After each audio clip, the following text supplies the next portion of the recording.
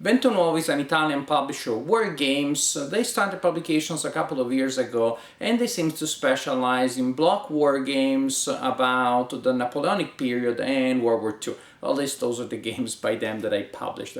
And I have to say, they quickly became one of the most interesting publishers for war games out there, in my opinion, because I simply enjoyed all of their games.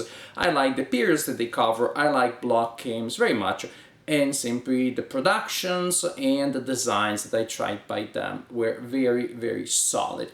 So it is not without some excitement that I started playing Stalingrad Inferno on the Volga, which is a new release by Vento Nuovo, and it is about, well, about World War II. We're in Stalingrad, the Germans versus Soviets, and the game is mainly a solitaire game as seen from the perspective of the Germans. The Soviets are automatized, their game pieces are controlled by a very simple AI, and also a very unusual AI, I have to say.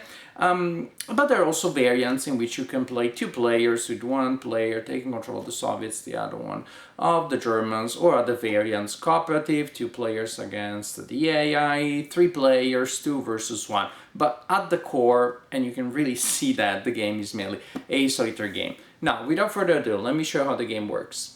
The board represents the area around Stalingrad and Stalingrad itself right there next to the Volga. It is divided in hexes, and here we have clear hexes and then difficult terrain, and then we have urban hexes. So as you can see, only part of the map, a relatively small part of the map, represents Stalingrad itself, but that is of course where a lot of the action will happen, because the Germans will come from different places, from here, and from there, and will try to take control of those areas that you see there marked with those flags, red flags. Those are Soviet spawn points, which is where the Soviets will receive their reinforcements. Soviet units will be placed face down or facing the opposite side, as if there was somebody actually sitting there. Of course, this is if you're playing the solitaire game. If you're playing a variant with 2 players, there will be somebody sitting there, and you, the German player, will be facing this other way. If you're playing the solo game, then of course the game pieces can simply be face up for you and face down for the Soviets. This is a block game, and if you played other block games, you're familiar with the idea. Game pieces, military units are represented by wooden blocks that, again, usually they will stand facing the opponent.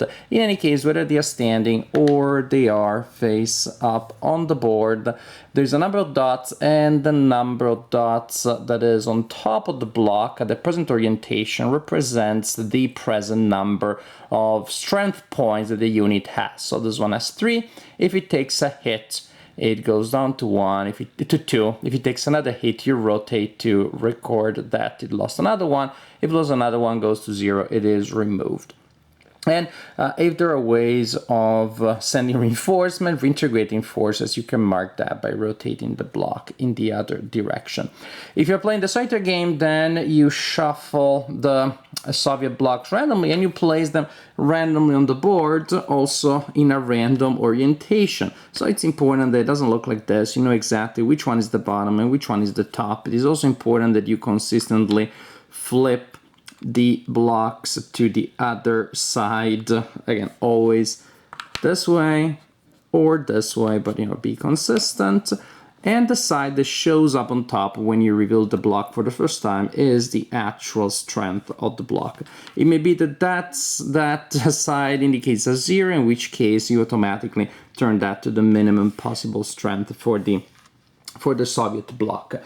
So the German player, we were saying, will be pushing towards the Volga, trying to take control of those areas. The German player wins by removing all Soviet blocks from the board, which seems incredibly hard to pull off, or by taking control of all spawn points.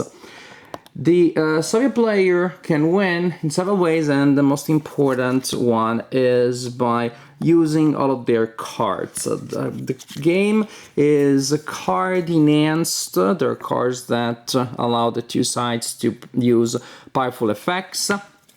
When the last Soviet card is drawn from the deck and played, then the game is over in a Russian victory. So the Russian deck of cards also represents the timer, the countdown to the German defeat. The German player needs to complete their objective before the Russian cards are all exhausted. These cards allow you to perform various things. For example, you may get reinforcements, you may get to reduce a strong infantry unit of the opponent. Leaders, once they're played, they stay in play for the rest of the game and they grant permanent benefits. So if you get some of those earlier or later, well, that makes a huge difference. Cards may give an advantage in combat, extra dice in combat, that sort of thing. This is for the Soviet deck, and for the German deck, again, we have a mix of leaders and other cards that, again, also will give extra strength in combat. That modifier there is for the rabble role, and we'll talk about that later. So if you're playing the solitaire game, you alternate taking turns. You take a turn and then the Soviet AI takes a turn. When you, as the German player, take a turn, you can perform one of several possible actions. And imagine, I'm doing it a little bit randomly, imagine that there will be, of course, Soviet units all around there, ready to defend. Now, as I said, as the German player, you can perform one of several actions before the opponent goes, before the Soviet AIs goes. One thing you can do is to take one long move. That is, you can activate a stack of units, and a hex can have up to 4 units in it. You can activate a stack of units in an X and move it up to 2 axes, as long as it does not move adjacent to enemy units. Or you can perform 2 short moves, which is similar.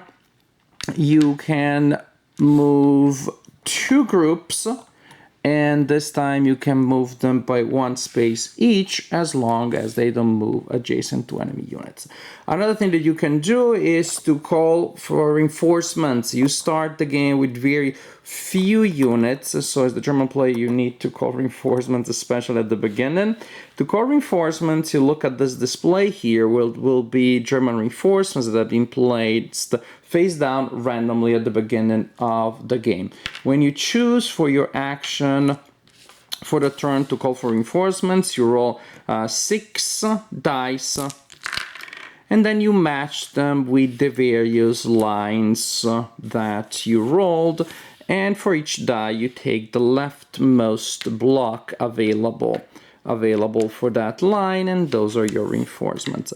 If when you roll for reinforcements you deplete a line entirely, then I guess you're stretching your forces thin and people are annoyed at home and they're sending and they want units taken from the Stalingrad area somewhere else. And so what happens as a penalty, you remove the unit indicated at the end of that line, you place it there, and not only that, but then that unit is not available to you for the rest, that line is not available to you for the rest of the game. So if, for example, we depleted that, we take this unit here, we place it there, and anytime calling for reinforcements, roll a 5, that die doesn't do anything. But hey, here we got some blocks that we will be placing on the board if you're playing the game. Also, when you roll for reinforcements, this is also when you get to draw new cards. You start with a hand of cards, and you get new cards when you get reinforcements, and also when you take control of spawn points on the map.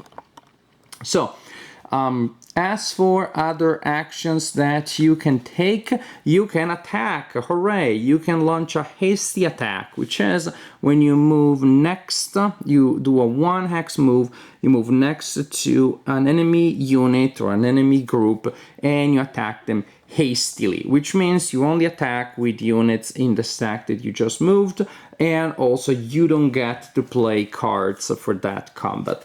When you declare a combat, however, in the solitaire version, the Soviet player always gets to draw a card and you apply the result, which may, well, make things tougher than you expected.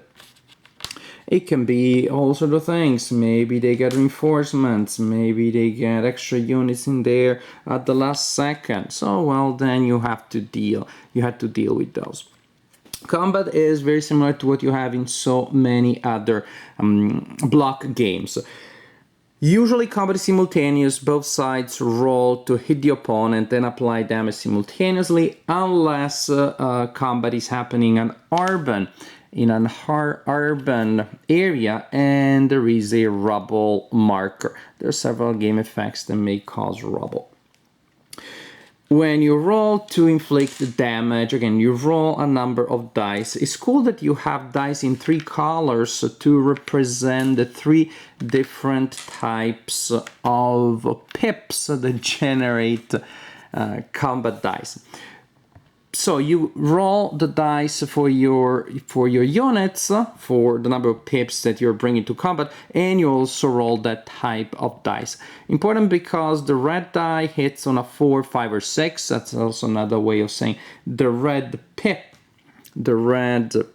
or the red strength point hits on a 4, 5, or 6. The white one on a 5 or 6, and the black one on 6 only. Again, the cool thing is that if you have mixed units, you can simply grab the right number of dice of the right color, say 6 and 3, and you roll them all together, and then you see how many hits you inflicted. Again, usually combat is simultaneous, but if the Soviets are defending in an area with rubbles, they get to roll first and apply damage first. Each damage point that you score on the dice is applied to the opponent, reduces the opponent by 1 step. As you can see, that means that as steps go down, a unit will not just get fewer dice, but may also get worse dice. I like that quite a bit. This is for the deliberate attack. You move, you launch an attack, and you do not use cards. You can also, for your action for the turn, use a deliberate attack, in which case you choose an X that you're targeting. You can activate units from multiple X's adjacent to the target X. You can play a card and add those effects. For example, here you would have extra red dice, 6 red dice, pretty powerful, but then also you have to take the rubble roll. You roll several dice, you apply several modifiers, this being one of them, and if the result is 18 or more, then you place a rubble there because you made a mess. This is pretty much the basic idea, the options that you have, which pretty much are call for reinforcements, or do a long move, 2 short moves, or launch a hasty attack, or launch a deliberate attack. Then the Soviet AI activates. To determine what the Soviet AI does, well, there's a procedure that I had not seen before, which is you looked at the Soviet forces and you looked at the top stacked hex. That is the Soviet hex that has the most units in it. And this is why I actually find it convenient to actually stack them so that I can see at a glance how many are there and which one is the tallest. In this case, for example, suppose these are the only units in the game, then there is one top stacked hex which has 3 units. Suppose that this was the case, then we would have 3 top stacked hexes with 2 units per stack.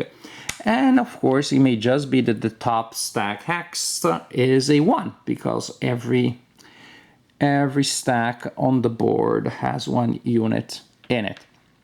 Now, it sounds complicated, but the idea is if the number of top stack hexes is equal to or lower than the number of spawn points, then the units of the Soviets will move. If the number of top stacked hexes is higher than the number of spawn points, actually they will get reinforcements. It sounds complicated, but basically what I saw is that mainly that means that if all or almost every hex on the board has only 1 unit, that is, the Soviets are well spread out, they will get more reinforcements. Otherwise, they will move and they will spread out. For each so in case a movement is determined that the Soviets will move instead of receiving reinforcements, you will roll a die for each top stacked hex, which in this case would only be that one. If we activate movement because there are more than 3 spawn points and we have 3 top stacked hexes, then we roll dice for all of them, and suppose that these are the results that we rolled. We rolled this, and we rolled this, and we rolled this. For each die that we roll, for each area where somebody will move, again, the top stack axis, if movement is the action of the Soviets, in each such axis, top stacked unit will move. They will move in the direction indicated by the die based on that display there. So for example, from there, a random unit for that stack will move in that direction. Oopsie, because we rolled a 3. Here we also rolled a 3. 1, when the Soviets roll a 1, they draw a card instead of moving. Also it's possible that they move in directions that are impossible. For example, it looks based on the die roll that they would jump back into the Volga. So if there is mandated movement that he cannot execute it, they draw a card instead. And this is kind of like the golden rule. Every time that the Soviets try to do something and they can't, they draw a card instead. Which of course is pretty bad for you, the German player, because remember what happens when that deck is empty. You lose the game. This, in essence, is how it works. You move, you attack, you try to take control of as many spawn points as possible, as fast as possible. Then the Soviets very often will move, and sometimes by moving will attack you, or in any case it will spread out. They will therefore create a more annoying defense for you. From time to time they will get some waves or reinforcements, and you continue like this until one of the two sides manages to win the game. So I liked every game by Vento Nuovo. This one is probably the least convincing, the one that I enjoyed the least. Doesn't mean that I didn't enjoy it at all, it is just that I have high expectations and the designs by them were so solid. This one felt a little more bland, a little more generic, starting from the map that, I don't know, I could barely tell it's Stalingrad really, and I expected the game to be a little more about the urban fighting, which is important, but you spend turns and turns on just getting your people there. I just feel that the game would have been more interesting if there had been more of an emphasis on the city itself rather than driving across these areas that have not much interest really. All they do is they delay you. Yes, it's fun because you have to decide where you want to go, where you want to concentrate your attacks, but ultimately you had to fight on the Volga. So it just feels like it's a preface to the main action that I don't know that we really need. But the main problem is that the game feels a little bit generic, a little bit too abstract for my taste for an historical war game. Now, something that I really liked about previous games by Vento Nuovo is they did manage to be both simple, accessible, linear, straightforward, with just a very lean core of ideas behind each game, and yet at the same time they felt very thematic, they felt very historically satisfying. They really gave you a sense of history. That was due to the fact that the map had a lot that had been hardwired into it based on different regions, working different ways with different effects for the defenders, etc, etc. Here you only have like 3 types of terrain pretty much, and you have just well, it's a hex grid, which is, you know, classic situation, but sometimes those area maps with different shapes, they also offer interesting puzzles there as you're trying to figure out how to get from area to area and maximize the opportunities of the map. In other games with Vento Nuovo, you have more and different types of units that did different things, different rules, etc, etc. You had more chrome, you had more historical detail, which came only with a limited increase in complexity, but in my impression, in my opinion, with a much larger increase in, again, historical detail and historical flavor. It seems to me that we lost a fraction of those rules, but with Stalingrad we lost a large chunk of that sense of historical immersion that I had from other games in the system. The AI for the Soviets feels very, very generic. I mean, there are pretty much only two types of units that they have: infantry and tanks. And in many cases, well, they work very similar from one another.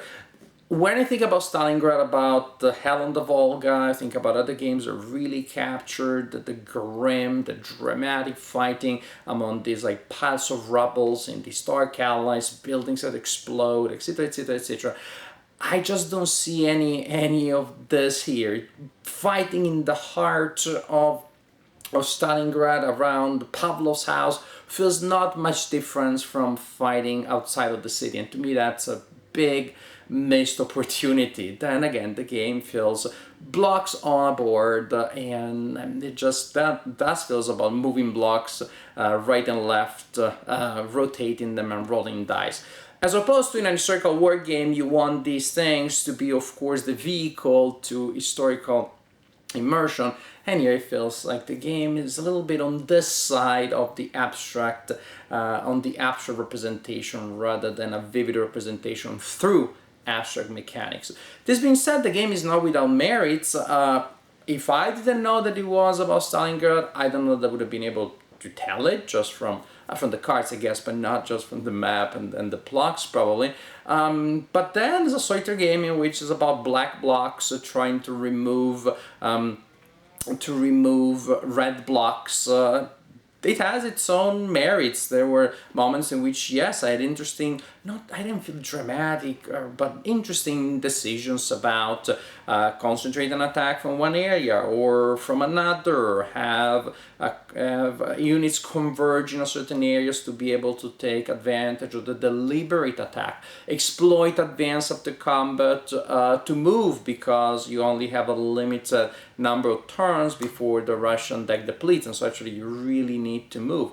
Also, again, it's kind of like disappointing. I move in 2 axes, nothing happens, and then the Soviets take their turn, and I move at the 2 axes, nothing happens, the Soviets take another turn, and I finally get to do something. I like on one hand the fact that you can fight the battle for Stalingrad in a very manageable format. You can play the game in an hour easily, and that is not something you can do in many games on this topic. On the other hand, the problem is that the game doesn't really feel fully like a game on this topic. So you can play a game, a solitaire game, which has a challenge because you have the timer, because you have a lot of stuff to do and not many turns. So you can play a light games about black blocks trying to remove red blocks and to steal the flag from them, but it doesn't feel much like a game about Stalingrad in my opinion, so it's just that it feels a little bland.